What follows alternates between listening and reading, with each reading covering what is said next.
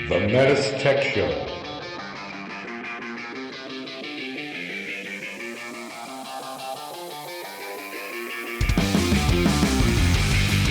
Welcome to the Metis Tech Show, a show for HVAC professionals by HVAC professionals.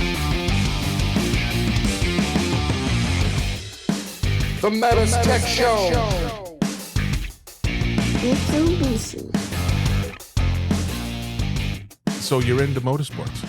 Yep. Yeah. Now, I am mentally more than physically, but yet as I age, it's a little harder to be a part of that. But my mind is still young at heart. And so trying to get on the bike and ride, it physically is a little different than the mental side. I still ride like I'm 25, but I still fall and get hurt like I'm 62. Well, you pay for it for days after. Yeah. Now, is this a dirt course? Or, Yeah, you know, off-road, dirt off-road? course. I did cross-country racing and a little bit of motocross, but most of my skill was cross-country What's racing. the fastest you've I was ever going to say been on? that. I've been 100 miles an hour off-road. On a motorcycle? Yeah. Wow. I only had one experience on a motorcycle. I had to lay it down. Oh.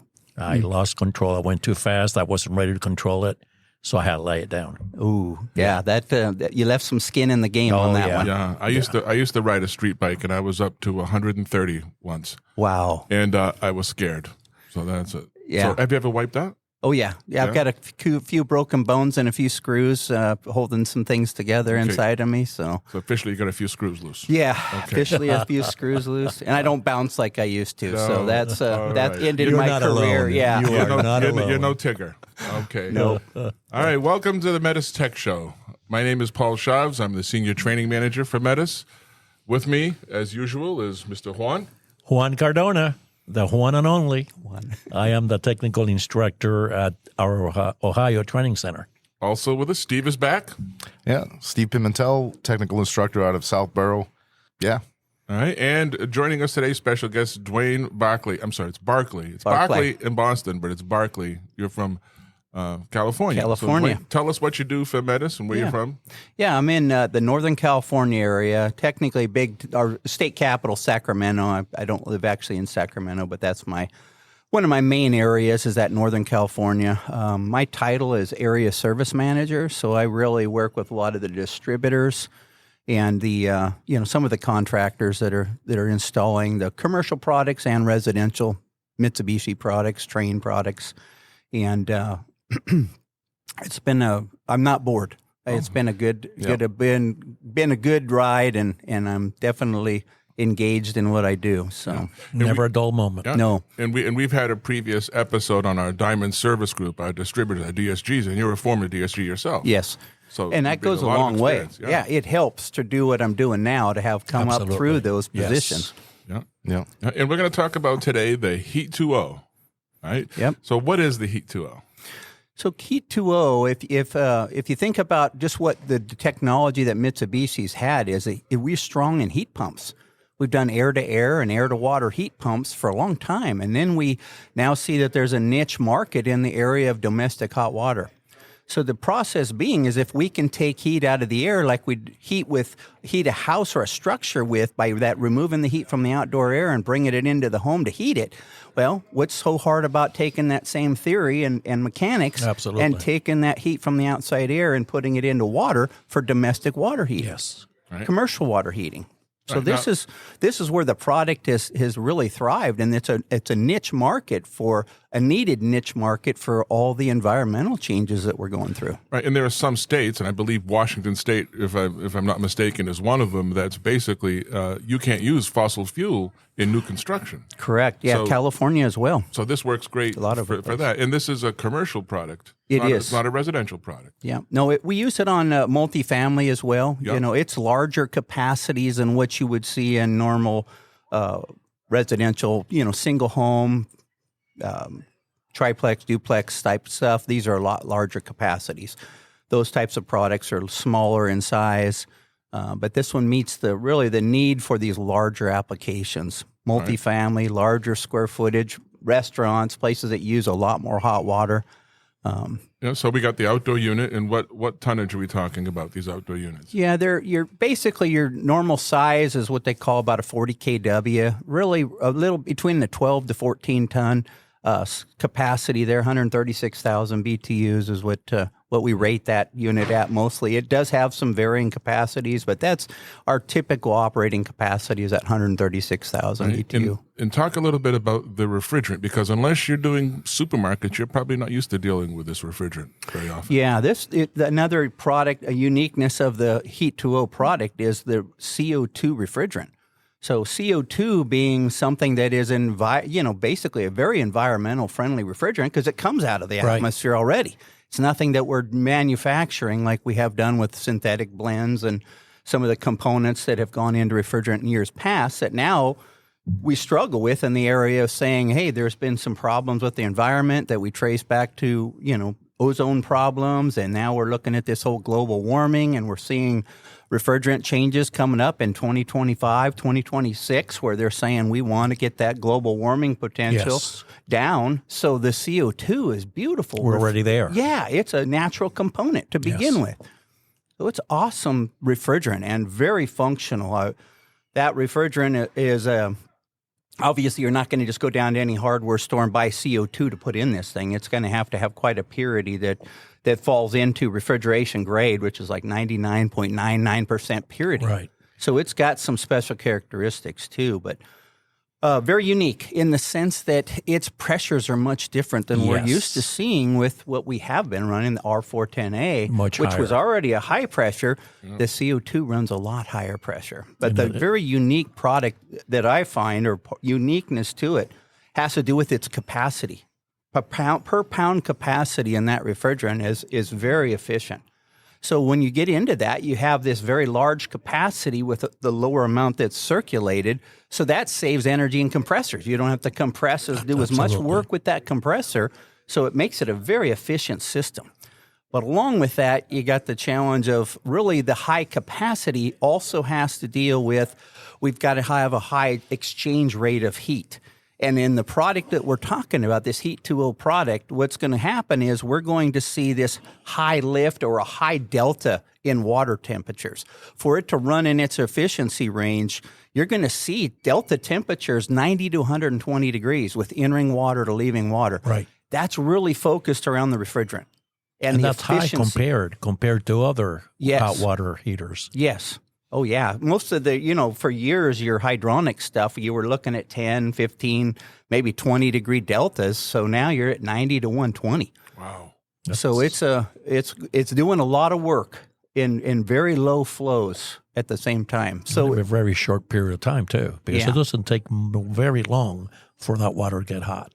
That's where it comes in, too, in the design of these things is you're going to see a little difference in the area of now we're going to create this whole battery concept. Right, where you're going to store hot water, and that is how you're going to get through. Because actually, it's a slow process of taking heat out of the air, transferring it through that refrigerant, and discharging it into the water. It's not a super fast, even though you got that real high delta. It's still a slow process to where now the focus is let's try to create a storage. So think of it as a battery, right? You're going to have that battery that's going to say, okay, during those times that it's really cold, and you got a high demand, like a morning in a real multifamily building, their high demands are very early in the day. So all of a sudden, if you're depending on that heat pump to make enough water for, let's say, 77 apartments, you're not going to be able to do it. So the whole principle surrounds saying we're going to have enough water storage or battery in this case to be able to say we're going to slowly heat those tanks of water storage up so that when that high demand hits, it's ready. Got the capacity to meet all the needs. Yep. All right. So we got the outdoor unit. It's CO2 refrigerant. We're going to have a heat exchanger out there with the water coming out to the outdoor unit from the inside. And that's going to have another heat exchanger, water-to-water heat exchanger inside. Yes. All right. Yeah. And then we're not an on-demand water heater. We're going to store, like you said, in these tanks. Talk a little bit about those tanks. Yeah, the kind of the principle is you have a primary circuit and a secondary circuit that you were dealing with here, and really comes down to the whole laws about potable water is what drives this primary versus secondary through this water-to-water heat exchanger. And that's driven with pumps, and a lot of time we're using variable speed pumps to make sure we're keeping a constant capacity or constant delta, trying to get the deltas out of these machines and get it into the water. But the real unique side of this has to do with the storage tanks and how we actually transfer that heat out of that system into the storage tanks. They're very unique in the sense that if we're going to create this battery effect or this storage effect, we don't want heavy flows or large flows flowing laminarly or in a stream through these tanks. We actually focus on trying to get a stratified water condition in the tanks. Therefore, the tanks have a special design. They're not nothing you're going to go down to one of these suppliers and buy a tank to replace. So it's just not a standard 50-gallon tank. No, it's not. It's not a big box hardware store stock Exactly. item. No. Okay. So they have special fittings in them. So you're trying to create this non-stream type of flow into a tank. You do not want to mix water. You want to have this very slow process where you're heating water up. And this is the crazy part is we're doing it from the top down. Yeah. So go it's figure. inverted compared to what Yes. normal water heaters do. They're from the bottom up. Bottom up. We're taking this and flipping that upside down where it's heating from the top down. So the flows, that's where that velocity and flow and the design of how water enters and leaves these tanks is so critical. You want to create that stratification where the top of that tank's hot, the bottom of that tank's cold. So they use special fittings. And two brands that we're used to is Niles and Lochinvar tanks. Some of the other tanks that have been used haven't been very successful, and that wasn't our design. However, these fittings that they use in a Niles tank, they call a sparge fitting. And that's pretty unique. This is a special design tank that hinges around Mitsubishi design on these systems to use these tanks in a stratified application. So And the that- sparge fitting is like a dip tube, but it's not a dip tube because it doesn't go all the way down to the bottom like you just alluded to. Yeah, it's a unique fitting in the sense that if you could picture a vertical tank and you've got water coming in the top of that tank and you got water leaving the bottom of that tank, and that's basically that inverted path, that you're going to have a flow into that tank that goes to the external. It makes a perpendicular turn out of these fittings into the tanks so that you're not actually trying to mix water. You want to create this real low velocity, perpendicular as it enters, and then slowly flows down through that tank to where you're storing up hot water. And the real basis of that is if you think about where we started, we said that the real place this thing shines with CO2 is high delta water temperatures. Okay. So all of a sudden, where this thing really shines in, and we have to store it this way, is we've got to have the hottest water at the top of the tank so that we can pull the coldest water out of that tank. Because if you're trying to achieve 90 to 120 degrees of delta, if you don't stratify the temperatures in that tank, you're not going to be able to get that low or that colder water coming back to your Heat2O product. Yeah. And that delta T you're referring to, Dwayne, is from the refrigerant into the water, correct? Yes. So can just for an example, what is the temperature on the refrigerant side? Temperature on the refrigerant side, I know more of the pressures than I do the Okay. temperatures on that. So kind of a general here, we would say that we're running somewhere from 450 pounds to 550 pounds of pressure on the low side of that system. Okay. The high side gets crazy. The high side, you're looking at about 1,400 pounds all the way up to about 15. I've seen them at 1,550 pounds Yes. on high side pressure. Yeah, so we have a discharge temperature of upwards of 220 degrees because we're in the super critical side of that CO2. So unlike supermarket refrigeration, we're running kind of subcritical. It's a little different with Right. the QAHV, and that's where all the efficiency, like you said, we need that high delta T. Something that we've seen with the rollout of the Heat2O when we had some test sites, right? What we don't want to have happen is the QAHV or the Heat2O picking up all the small losses. Yes. Right? And that would be your recirc loop, and we don't want that system short cycling. There goes all the efficiency out the Right. window, right? Another thing I want to point out too is that for our listeners, really don't overthink this, because think of a standard domestic hot water system. Just remove the boiler. Exactly. Put that CO2 Yep. system in place. Now we have a different audience. That would, and being at Mitsubishi, we got plumbers now. Yep. So we're training plumbers, and these plumbers, they're amazing. They know domestic hot water, right? It's the only thing different. They're looking at a CO2 heat pump condenser now, right? But everything after that is domestic hot water.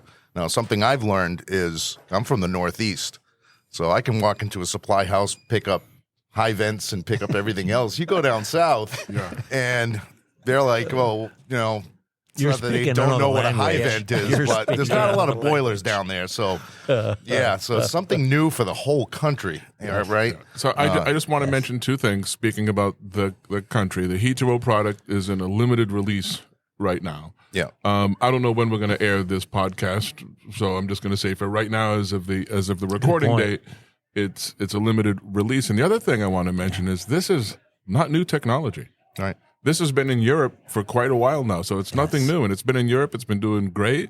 So it's not like we just came up with this and let's try it out. It's proven technology. It's been in use for a while now in the rest of the world. So I just wanted to mention those two things. And our listeners hear this a lot. It's our products have been in Europe a lot. It's like Europe is our testing ground before we bring it into the United States. Yeah. So it's tested technology. Right. It's nothing new. And that's what I like about what Mitsubishi does, right? Is a lot of that testing when we're getting this product, it's tried and true.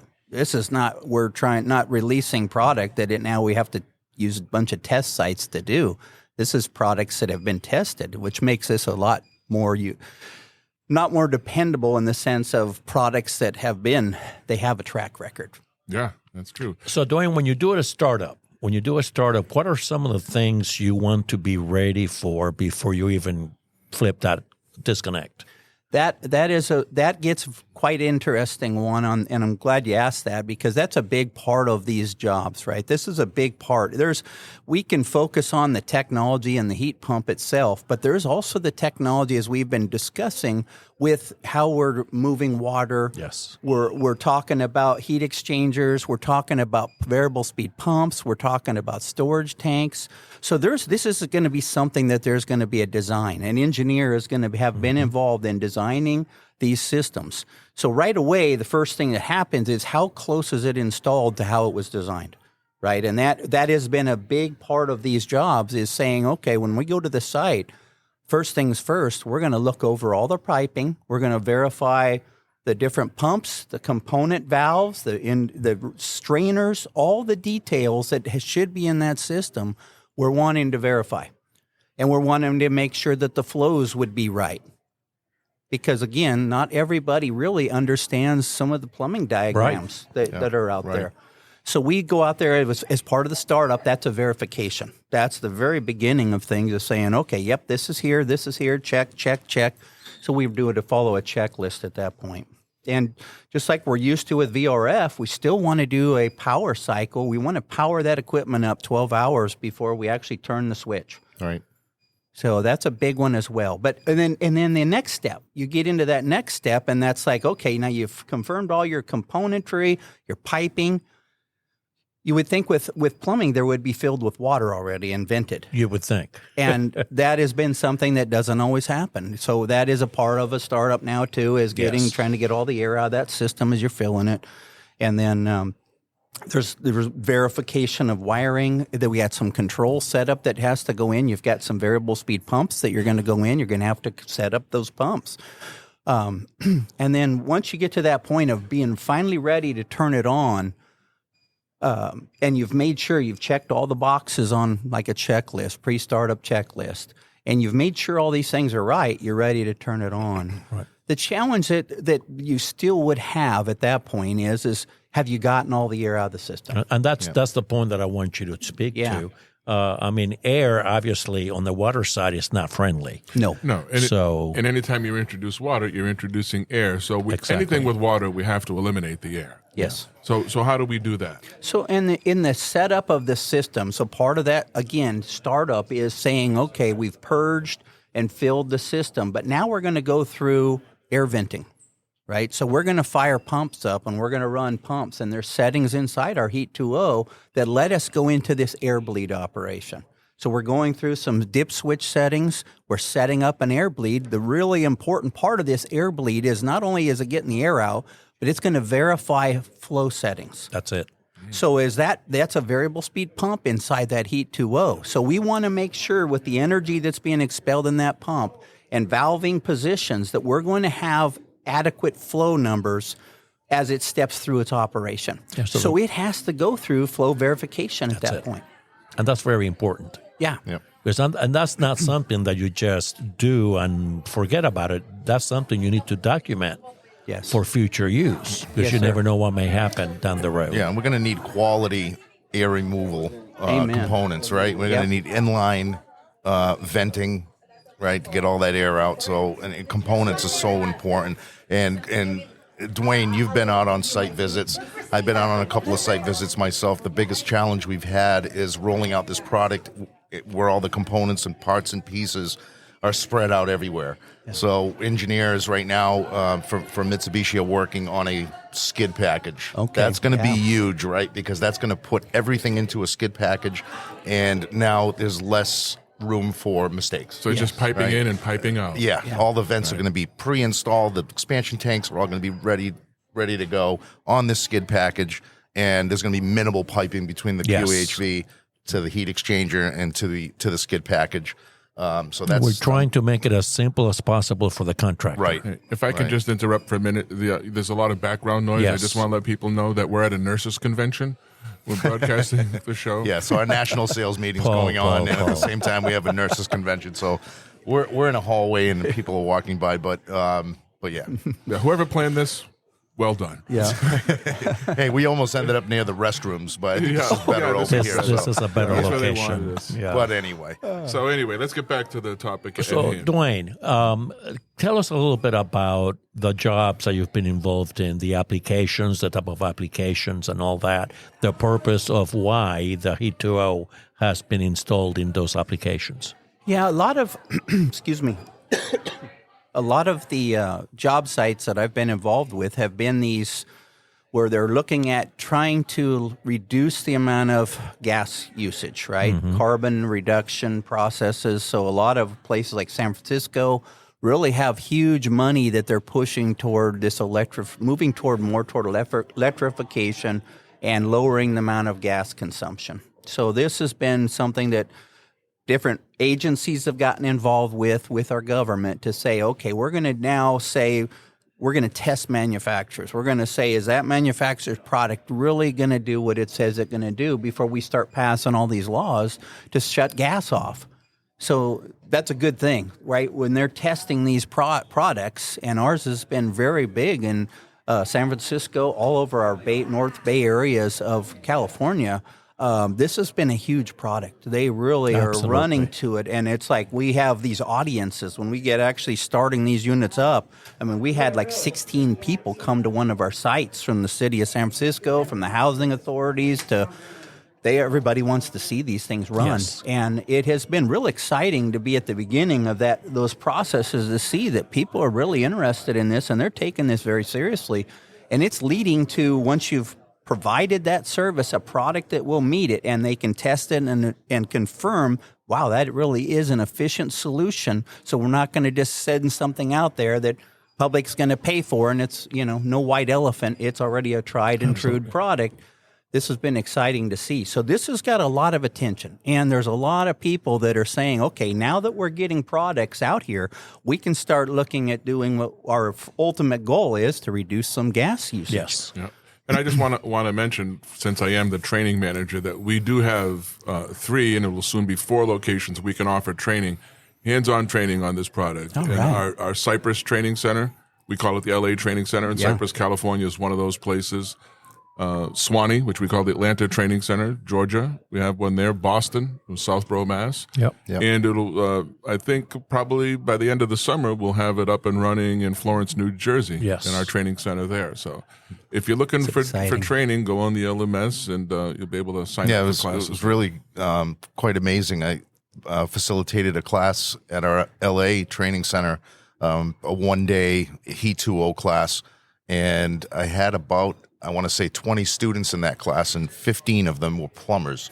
So, again, different audience than what It's we're a used different to. world. And it also depends on what state you're in, because it could be a mechanical guy doing this. It could be a plumber doing this. It really depends on the state. So, yeah, I'm not surprised there are plumbers, Yeah. As Steve shared too, with the excitement of the skid. So packaging up all those plumbing components now becomes more friendly for the plumbing guys to do, because most of the time your hydronics and mechanical companies were more involved with components and parts and pieces, how to put those in, how to adjust them.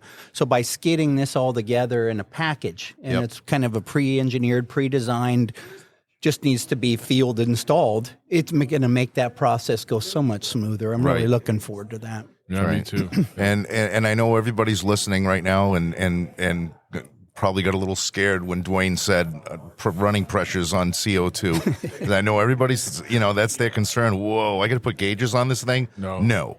Right? So that Heat2O system is self-contained. Sealed system. It's a sealed system.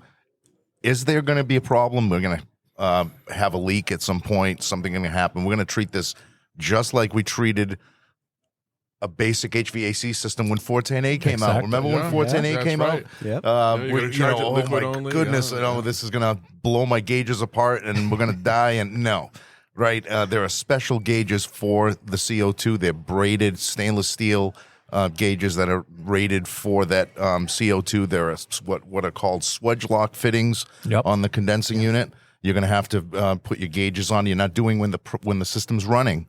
You're checking pressure.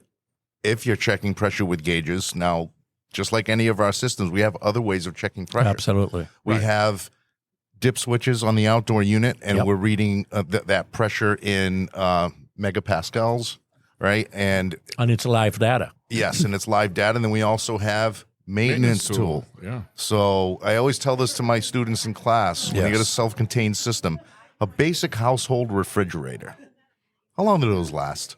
Maybe not so long these days. Right. But back in the day, 10 you would years. get 20 years out of a refrigerator. Yes. Now, why are you getting 20 years out of a refrigerator? Why does it last so long? No human interaction. Absolutely. Right? Once you put gauges on something that's sealed, you break it. That's it. Right? I mean, it's going to come to a point you're going to have to put something on there. But without that human interaction, that piece of equipment is going to last for a long time with proper maintenance. And I just want to mention, as far as the EPA is concerned, it's type 3 or universal. It's not a special certification like ammonia would be. It's just a type 3. But it is a special CO2 that we need for working with that. And how we charge that, we want to make sure that we're not hitting that triple point. We want to get above 100 PSI of gas into that system before we start charging with liquid. We don't want dry ice. Right, but that's what you'll get in our training classes. Exactly. We cover that in our training. Yeah, what to do or not to do. So, Dwain, what else do you think our contractor in the truck right now listening to us, what do they need to know about the Heat2O system? The as we move forward with technology and we're driving forward with innovation, now that it becomes really the schooling of things really becomes important. Right, the days of the old refrigerators, as Steve pointed out, were very simple, very basic. You didn't have that interaction. But now it's really the understanding. You're going to need that understanding of technology. There is a lot of technical innovation in this product. There's a lot that goes on inside of it. There's basically a computer inside this unit. Yeah. You open up the door on it, you're going to see all these parts and pieces, pipes going all over the place. And really the goal is when you look at all that, are you going to just turn your head and say, no, I don't want nothing to do with it? Or are you going to adapt technology? Are you going to say, hey, I need to learn about this and I'm needing to reach out? Because, guys, it's one of those products that you will need training on. Yes. You really want to understand. And this is the future. So if you want to move ahead in the business, training, I can't stress the training enough. And we really, you guys do a great job with training. You have dug in to when you leave that class, you have that understanding of how the refrigerant flows. What is all the circuitry doing in those control boards? How am I going to use that interface, that computer interface? It's a functional tool. Yes. And that is all part of today's technical innovation, is having the right tools and the know-how to use it. So I encourage contractors, because that's what I deal with a lot, right? I'm dealing with contractors, and I get it. I hear a lot of guys say, well, that's, we don't want computers. We don't want... we're in a different day. It's a different day. You really need the tools, and those are the tools of the day. Look, and this is not going anywhere. The whole country is a push nationwide to go for electrification, right? And the Washington State and California passing these laws saying no fossil fuels in new construction. Guess what? That's going to make its way to the rest of the country eventually. So I like what you said. You got to embrace the technology. You can't be afraid of it. Let's not be afraid to learn a little about it. Yes. And Dwain, one more thing that I would like for you to speak to is, how do we control the beast? And by the way, this beast is a beautiful beast, because it is a beast. Yeah. But how do we control it? You're a resident expert on being a beast. Oh, no. Yeah, it's not a difficult concept in the sense that we have got two parts really of things that go on. One is as establishing a water temperature that you're going to store up that water temperature. And that's what the process begins with, is giving a command to say, what temperature do I want the water to come out of that machine at?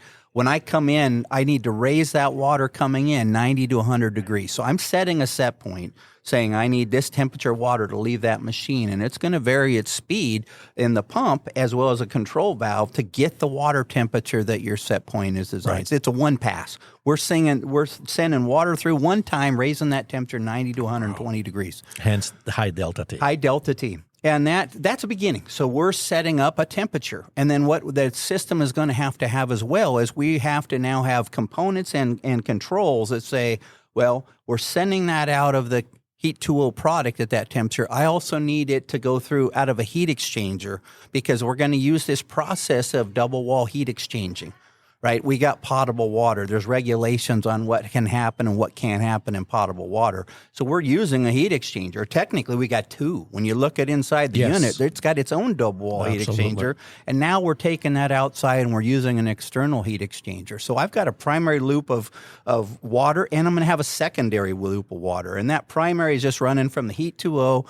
Really simple diagram in your mind would be to say I'm running from the Heat2O to it in a heat exchanger as a primary exchange. And then from that secondary side, that heat exchanger, there's a secondary exchange. Yes. So I have my own pump, variable speed pump, and controls to mitigate that operation. So the set point in the Heat2O, I'm sending out this given water temperature, typically somewhere in the neighborhood of about 140 to 170 in temperature. Then we're going to go to a heat exchanger. We're going to leave that heat exchanger. It's going to use a variable speed pump, and it's going to establish, trying to mirror what's happening on the primary side, on the secondary side. So there's controls involved. There's something that's got to give commands of what has to happen. Yeah, I'd like to mention the control panel that our controls team had put together is quite amazing. So when that control panel allows the contractor to do a complete startup, and it'll guide them through every dip switch they have to. Step. Yep, step by step. They can. It's a touchscreen panel, so you can pinch and zoom in on each dip switch setting and bring that in. So that contractor can start right from dip switch setting 1 and all the way through to flipping the disconnect or commanding the unit on, and as well as temperatures and everything else, diagnostic information. So the controls panel, we went above and beyond with that. I just wanted to mention that. Yeah. And that's awesome. And to Dwayne's point, it's a simple process. We're going from refrigerant to water at the outdoor unit, and then water to water at the heat exchanger between the primary and the secondary. And then you take it a step further. What you're going to have also is knowing that really the design around this system is around storage. So you have to look at a building and you say, okay, I'm going to have a storage type of a position of hot water storage. Steve mentioned about trim loads. So one of the things in most of these bigger buildings, you're going to have circulation. Yes. You don't want hot water to stagnate because you got potential for bacteria and things to grow. So you're going to have this circulation system in there, and you're going to have some heat loss associated to that. So typically when you look at these systems or the design of the systems, you're going to have this Heat2O product really focused on storage. And then you're going to have another product. It's going to be some kind of other types of heater. In this case, a lot of what we're using right now is an electric resistance water heater, a larger capacity, and that's going to actually handle just trim loads. How much heat is being lost in that really slow circulation throughout the building. So now we're basically saying will let this less efficient electric system just handle the small work, and then the big work's ready for the demand when that morning comes. Yeah, so those small loads are on the recirc loop. So we're staying at a hotel this week, and Juan just mentioned yesterday he had to wait for like 20 minutes for hot water. I'm on the 20th floor. Right? So that's what we're trying to, that recirc loop, we're trying to keep that recirc loop hot so that customer has instant hot water when they need it. But we don't want those small loads going back to the QAHV or the Heat2O condensing unit. We want that swing tank, those electric heating elements to pick up those small loads. That's important. And that goes along with how it's piped and everything. So, yeah. And that's the innovation is that we're moving toward, is trying to, so we've got a very efficient product on our storage. Now we'll be seeing that we're moving toward a more efficient product for trim. Yeah. So that's to come. Right. It's a great product. Yeah. Great product. A lot of exciting stuff here. Dwain, I'd like to just thank you for joining us Yes. Thank you, today. guys. A lot of Thank information here, a lot of things to consider. I'm looking forward to this being a full release at some point. It's exciting to see what the future brings with all of this equipment, it's going to be huge. Yeah. And thank you to our listeners. That does it for us for today. So thanks, everyone. Thank you, guys. Thank you, Dwain. Thank you. Bye-bye. Looking forward to see you again. Yep. See you. All right, everyone. Hasta la vista. Adios. Bye. Nos vemos. Dwain, do you own any motorcycles? Now? Yes. Oh, yeah. Yeah. Do you have a street bike? No, I've been off-road. All off road. Yeah, all off-road. Like I say, I don't bounce as good. Yeah. The street is a little harder than the dirt. All right.